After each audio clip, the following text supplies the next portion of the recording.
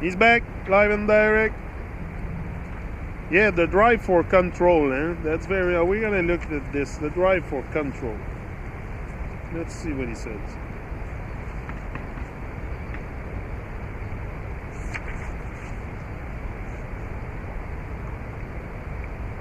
Always love your mother and your brothers and sisters. Keep faith in yourself and help other people who are less fortunate than you guys are. And don't be afraid to ask for help and love. Just be good Samaritans and do the best you can. We cannot control everything in our lives, nor should we attempt to. In fact, I often argue that most of the misery people feel in life comes from attempting to control things that either can be controlled or are inconsequential.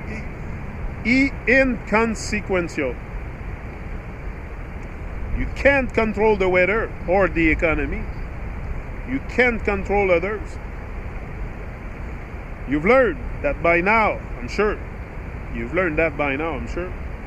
For the most part, we can control only the quality of our character, actions, and contributions to the world. That we can control it. How much you contribute to the world, that's all up to you. A lot of stuff you can control. A lot of stuff that are in your control, and really it's important to know it. Still, the human drive for control runs deep, and we all tend to strive for more of it, until at last it's ultimately taken away from us. In the space in between, we have to learn the factors we can control that make our journeys remarkable. This chapter aims to help you do that. As with all human drives, the drive for control can be a two-edged sword. If we seek too much control, we end up becoming inflexible and rigid. We start expecting everything to turn out exactly according to plan and then lose our ability to be receptive and adaptive to anything we did not anticipate. We try to suppress any variability in our lives, carrying ourselves into obsessively controlled routines, relationships, and environments.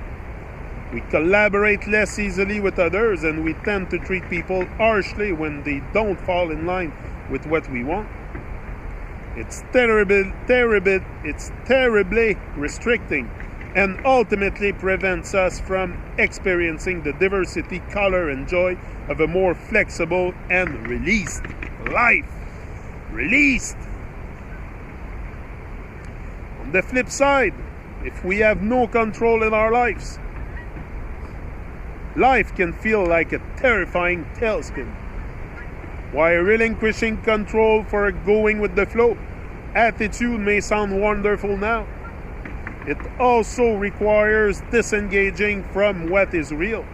Releasing all control may work at the spa or on a mountain top, but in life, tumultuous rivers is generally a bad idea.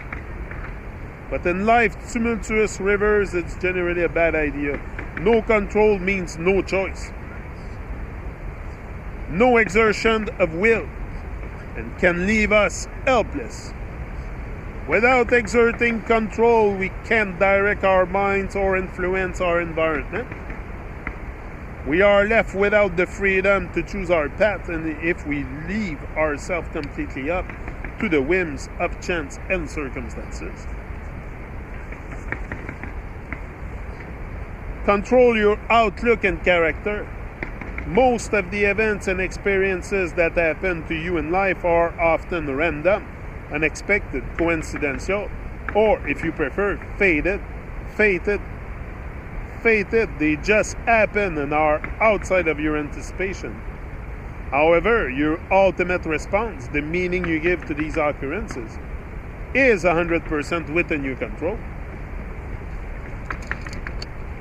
In that ability lies the greatest differentiator of human experience and your strongest tool in forging a charged life. Consider our modern media-driven world, which seemingly conspires to darken our perspective on humanity. The average American watches 4 hours of television, most of which merely perpetuate polarization, violence, narcissism, and greed. Worse, we spend another few hours browsing websites that don't add anything to our lives, but instead add more distraction and dead ends. If we were spending more than 4 hours a day seeing and experiencing such things, what shall we begin to expect in the world? Positive things or negative things? This leads to the obvious. If you're going to maintain a sane and positive perspective about the world, it's important to better guard the information you consume. In all cases, it wouldn't hurt you to dramatically decrease your time spent watching television, listening to trash talk radio, surfing the net, or reading celebrity gossip magazine.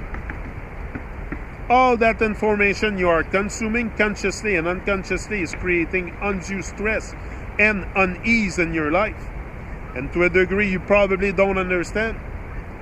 Despite the popular metaphor, your brain is not a computer. Computers don't have emotions. You do. For every bit of data that comes into your life, your brain attaches meaning and emotion to it. This means that information is actually quite heavy, and the more information coming into your life, the more weight is loading you down. If a computer gets overloaded with too much data, it simply slows down its processing speed, or in extreme cases, shuts down.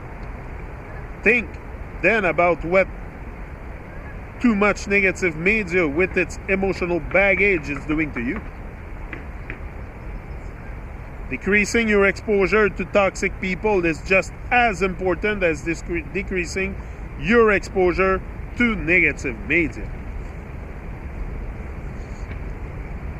Being an optimist means that you view things in a good light and remain hopeful and confident that things will turn out well for you. When bad things happen to you, optimism helps you keep things in perspective. That's why optimism tends to view negative events in their life as temporary, specific to one situation, and something they didn't necessarily cause but can handle or resolve. Despite popular misconception, optimists are just dreamers who don't see the world as it is.